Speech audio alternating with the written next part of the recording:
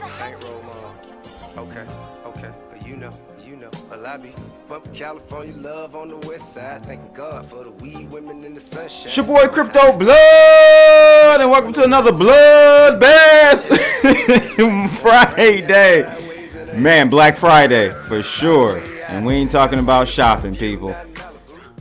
It's Friday, February 2nd, 2018. And it's a bloodbath out there, people. Bloodbath, but for some, an opportunity, for especially for like the newbies. If you didn't get in at the highs, hopefully you didn't. Hopefully, if you did buy at the highs, you didn't put all your chicken in. But this is a great opportunity.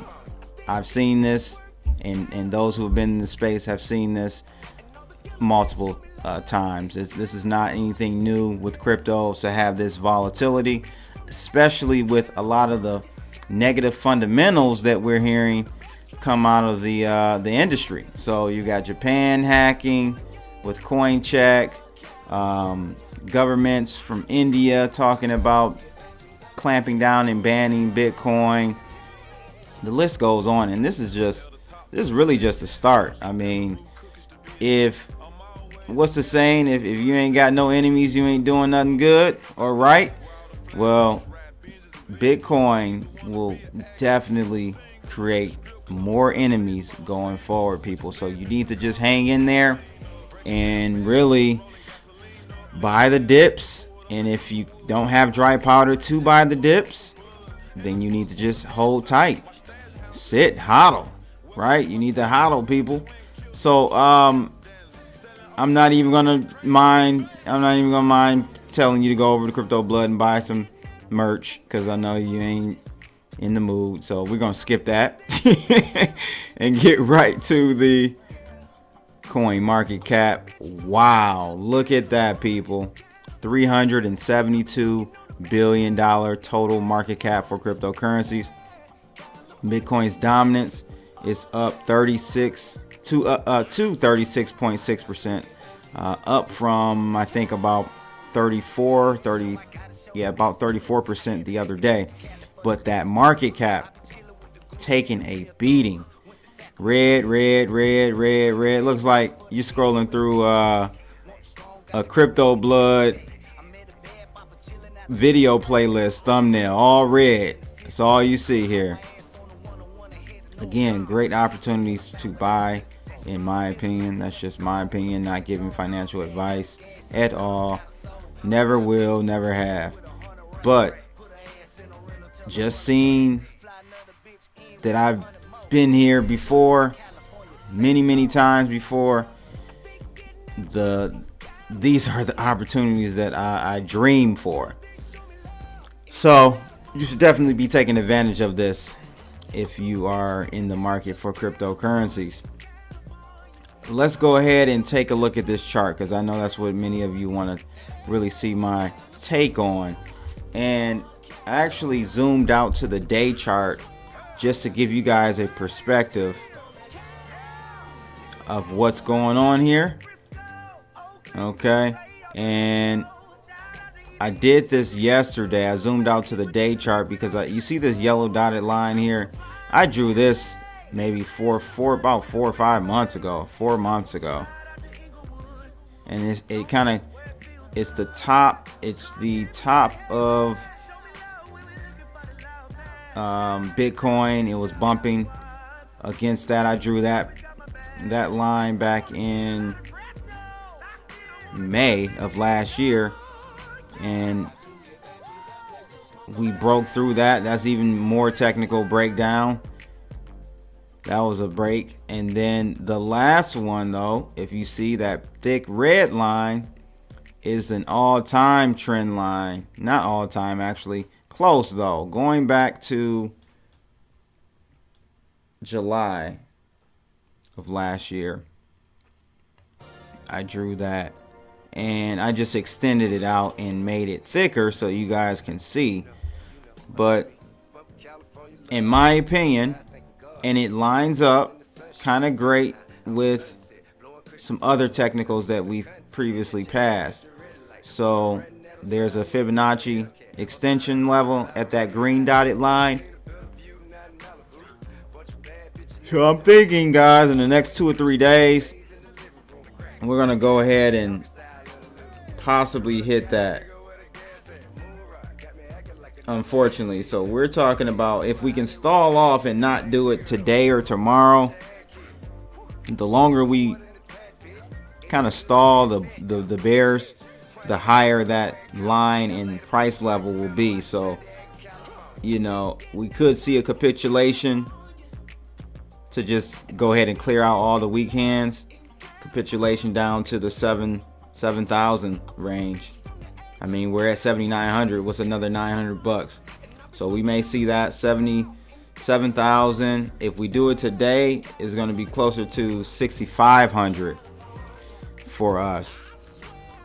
So look out below. Hold your nose, close your eyes, do whatever you need to do, but do not, in my opinion, panic. Do not panic sell. Don't sell at the bottom. That is the most idiotic thing for you to do. If anything, you need to be buying. You sell at the tops. That's why you always should be taking, and I talk about this all the time on my channel for those who are new. You should always be taking profits, 1%, 2% profits a month, just to realize something, because it's all fun, it's all smoke and mirrors until you actually realize it and it's real. You buy, I don't know, buy your wife something, buy yourself something, buy your kids something. You know, buy some silver, buy some gold. Realize a small portion every month so that you don't feel like you're just wasting your time in this space. So just my 2 satoshis on that. And let's go ahead and take a look at now this article, which pertains to this full on bull or bear massacre, I should say. And this article is actually from about 18 hours ago, so it's gotten even worse since then. But it says here, cryptocurrency markets are suffering from new lows on the 1st of February, as nearly every digital asset is down 3 to 20%, and now it's even further. I would say about 5 to 35%. Since the last week of December 2017, Bitcoin Core markets are seeing a continuous downward spiral not seen since 2014. At the moment, BTC is desperately trying to climb above the 9,000 region. As I said, this is kind of old, but there's some areas in this article that I want to go over. It says here, but buying pressure is showing signs of some flat trade volume across the boards. So again, what's highlighted here, last week digital assets were at a crossroads, and many Bitcoin traders expected either one of two scenarios: either the dumps were over or markets will continue to slide in value. Trade volume has been weaker this week as global markets are only swapping 8 to 10 billion during 24-hour trading session intervals. Says here the top 5 exchanges trading Bitcoin include OKEX, Bitfinex, Binance, Bitflyer, and Upbit. So it says here Bitcoin trading with the USD has dropped significantly since last week, as the Japanese yen now commands the top currency pair position. Interesting. So this image here shows that. So let's take a look at this actual image, because I want to explain what this means. So it shows here that the yen has eclipsed US dollar as number 1 trade pair for Bitcoin. Number 3 is USD Tether. Again, a great tool, guys, for scenarios like this where the markets are straight bloodbath. And I bet if I go over to Tether right now on CoinMarketCap, I'll do that really quickly.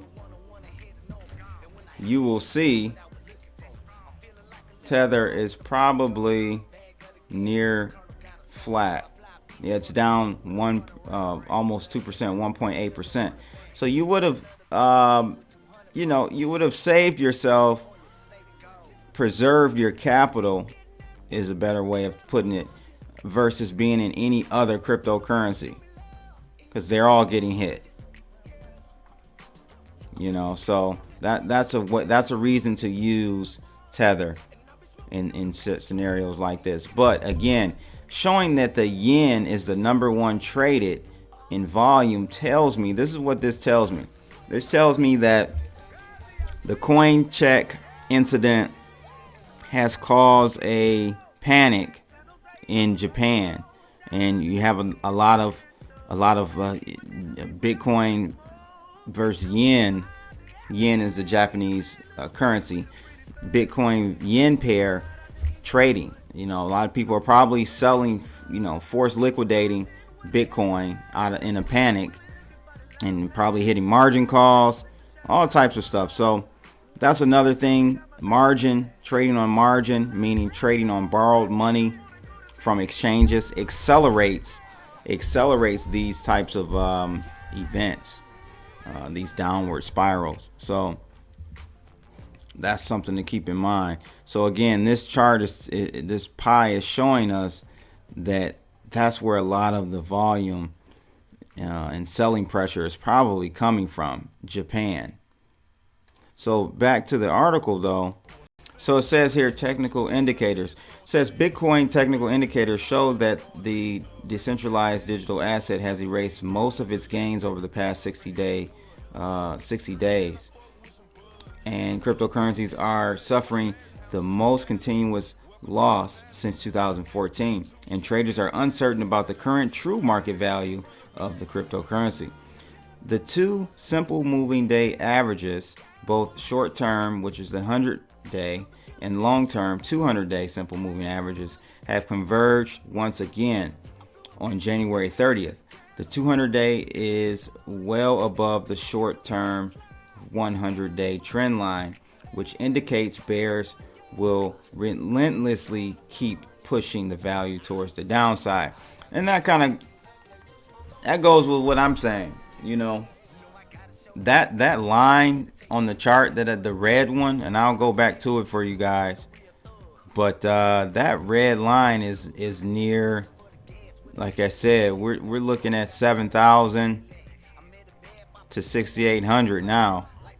All bets were off once, and I tweeted this out a couple days ago. I said it's all bets are off for any pull, recovery. After I saw a technical breakdown that I was looking for us to hold, so we didn't hold it. So now, I'm just gonna be honest with you guys. I told you, I don't tell you what you want to hear. I tell you what you need to hear. And we're probably gonna see 65, 6,800. Markets love to go toward the averages, and that's what it'll always come back to the mean. So I think 6,500, 6,800 is that area. As bad as we don't want to hear that, that's what I'm seeing, people. So the article kind of just goes on to talk about technicals. And then it also says here the cryptocurrency markets in general see major losses except for Ethereum. Now that was the case, but that even broke down a little bit. I think Ethereum's down 20% at this point. It was holding up pretty well, actually. I was very impressed with Ethereum's performance. Yeah, it's down 26%. So let's just sit and wait. And if you have dry powder, excellent opportunity to really take advantage of this and accumulate more coins. You got a dollar cost average. You can't pick the bottoms. You can possibly a professional trader can know the range, but you can't time it. So that's why you don't put all your money in at one time. When you're looking to do the bottoms, pick up on the bottoms, buy on the bottoms, you want to just dollar cost average in, put half in now, wait a little bit, put another half in, and there you have it. That's the best position for you, people. So again, don't panic. As we've been here many times before in the past. I remember in 2013, shortly after I got into Bitcoin, we had Mt. Gox. End of 2013, it's 90% loss. We don't have anything like that going on right now, though. CoinCheck is, man, $500 million lost, people. That is amazing. That's a damage. That's one last thing I want to just point out. That shows us where the weak points in cryptocurrencies are, and those weak points are the centralized points. Ironically enough, so we have to. And I think this year, the year 2018, will be the year of the decentralized exchange. And man, once that is prevalent in the industry, amongst consumers, end users, it's really going to make this network, this community, more robust and more resilient. So you got to hang in there. And just remember, you should not be trading with money that you need. That's the biggest thing that I see with investors, not just in cryptos, but in general. When you trade with money you need, you tend to make more irrational moves and decisions because you panic. It's a fear mechanism. So try to keep it in check. Try to only use funds that are discretionary, and roll with the punches, people. So that's pretty much it for me. Make sure you like and subscribe. And if you do subscribe, click that bell. That will ensure you are alerted for every upload I do. We got I got a great interview on the Block Party podcast coming for you guys this weekend. You will enjoy it. It'll be a 2-part interview, but you will definitely enjoy it, people. So look forward for that this weekend. Have a great weekend, and I'll holler at you people later. It's your boy Crypto Blood. I'm out. Holla.